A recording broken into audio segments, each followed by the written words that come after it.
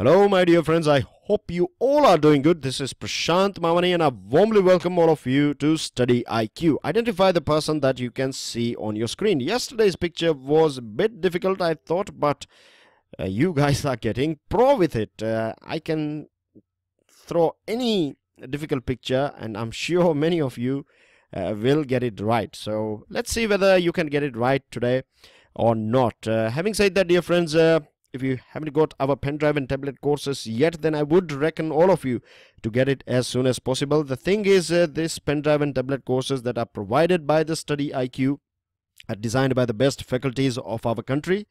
The other thing is, you will find pen drive and tablet courses for various different examination, test series and many other things on studyiq.com. So don't forget to check it out, and if you have just in case any question, queries or doubt, you have chat support as well as these numbers are there for you to utilize. So do utilize if you have any doubt. And today, dear friends, we have many important items, and we'll start with the first one that is pertaining to Ministry of Tourism. Now basically a very sad news is coming from Andhra Pradesh, and this is pertaining to a boat mishap that took place. 21 tourists died because of this boat mishap, and this is very sad indeed. And the minister, right, Minister of State KJ Alphonse, he has specifically written a letter to all the chief ministers and lieutenant governors and administrators of the union territories, and he has expressed his pain regarding this mishap, because the thing is, what happened with this case is that this boat was not having any sort of permission or license. It was overcrowded beyond the capacity. The third thing is that there was no sort of security arrangement like life jacket or SOS call thing or anything like that.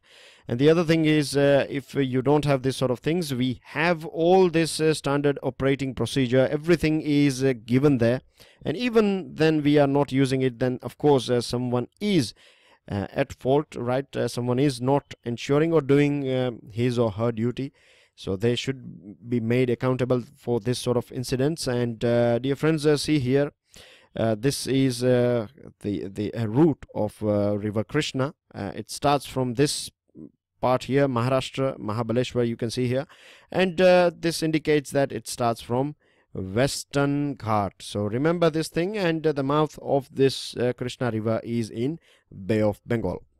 Second item that we have is pertaining to cyber security or cyberspace. Now we are going to have a global conference on cyberspace on 23rd November, and this is going to be inaugurated by our Prime Minister Narendra Modi. We know it how Prime Minister is quite enthusiastic about this technology and digital society and digital world, which is not bad at all, which is very good for the whole society and for the development of our country. The main objective of this conference is to have mutual understanding of latest practices in cyberspace. So if any country is having a sort of best experience, or if they have expertise in this area, then we will learn from it. Everyone can learn from each other.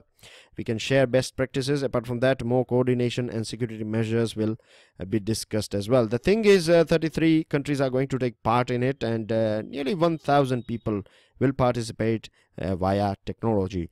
And dear friends, I got in touch with a new word here for you guys, and it is called cyber security. Earlier on we heard about space diplomacy, so now this is cyber diplomacy. And cyber diplomacy basically means that from now on, whenever we are going to have a sort of international conference, then cyber security and things pertaining to cyberspace will be on top of the list. Till now we can see that so far we have seen that it is terrorism and climate change, right? These are the two important topics. Generally speaking, you find them in every conference, but now we will also see the third thing, and that is cyber diplomacy or cyber space. Moving on, and one more thing before we move ahead, this cyber security is well important for our Digital India mission as well as smart cities.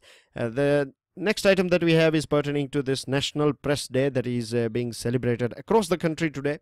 And dear friends, there are many good things and bad things about media. The thing is, the sad thing is that we are still very behind, very far behind. We are just one step above Pakistan when it comes to freedom of press.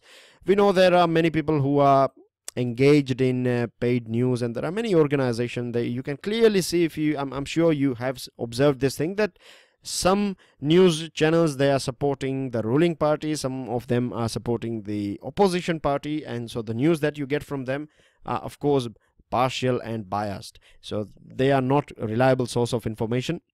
But luckily we have some source of informations, we have some media groups who are doing the right job, so thank God for it. That's the reason why we are getting all the good and bad thing. If there is anything wrong going on within the government as well, then we come through across it with the help of these media people. So hats off to all of them. And Mr. Naidu has shared his thoughts regarding media. He has said that they should be driven, the personnel should be, the professionals of media should be driven by sense of mission. He also said that this truth should not be sacrificed, right? For, or cannot be true. Sensationalism cannot become a substitute of truth. We know how this breaking news and showing one thing at a time and feeding and seeding that thing in your mind, this sort of games are being played by media.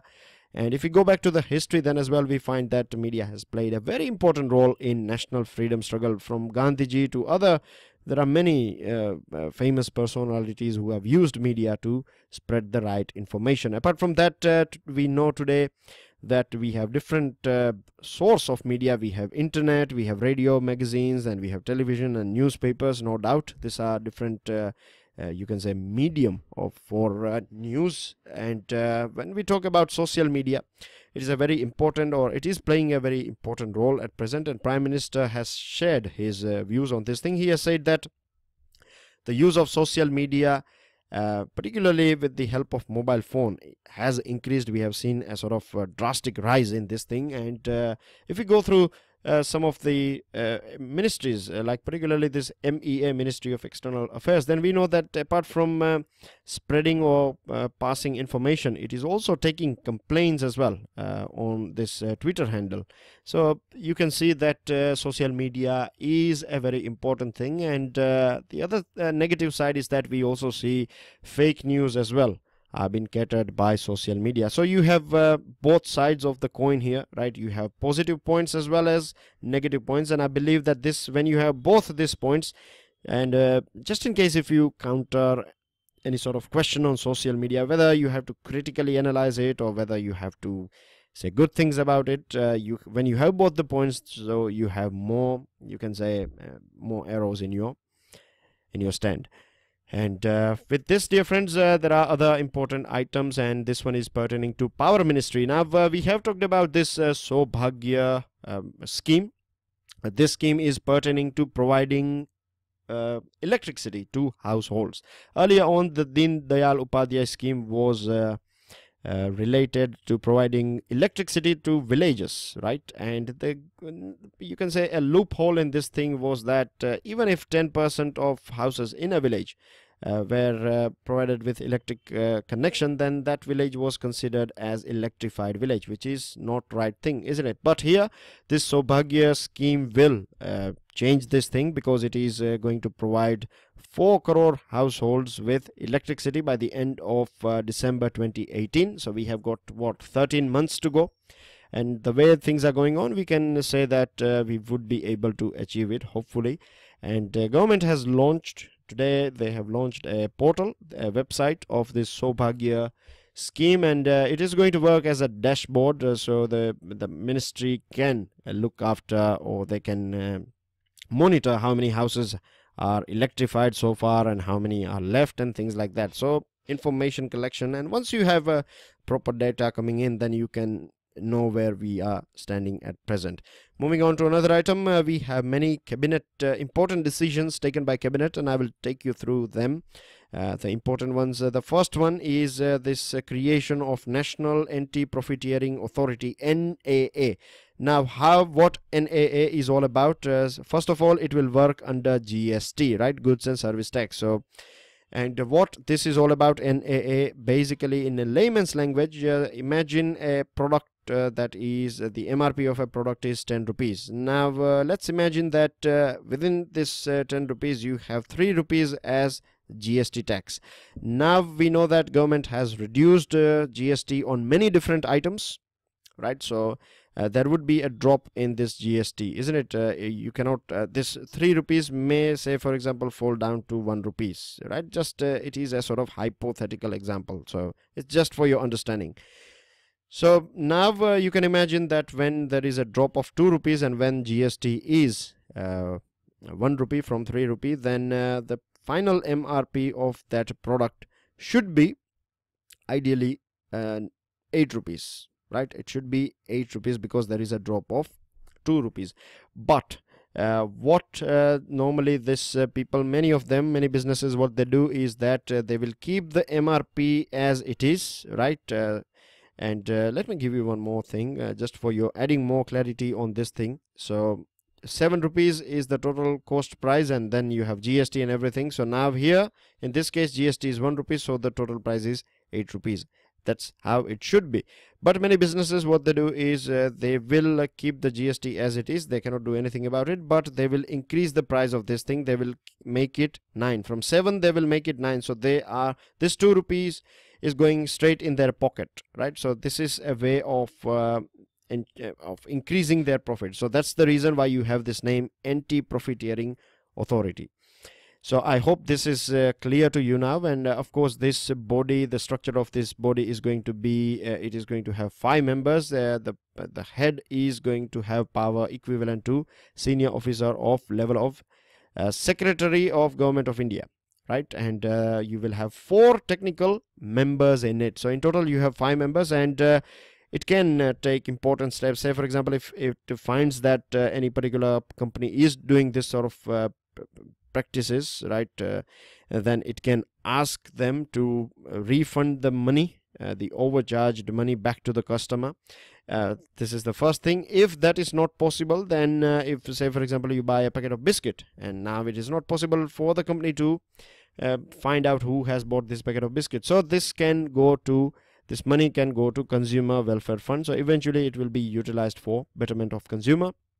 Just in case if there is any sort of severity, if the companies are doing it repeatedly, etc., then there could be some penalty as well on them. And on the most severe punishment could be cancellation of registration, so that company would be out of business. So these are the 4 steps that it can take. Now cabinet has allowed export of varieties of pulses, and we know that pulses are important for nutritional security. Pulses are a primary source of protein for many poor people in our country.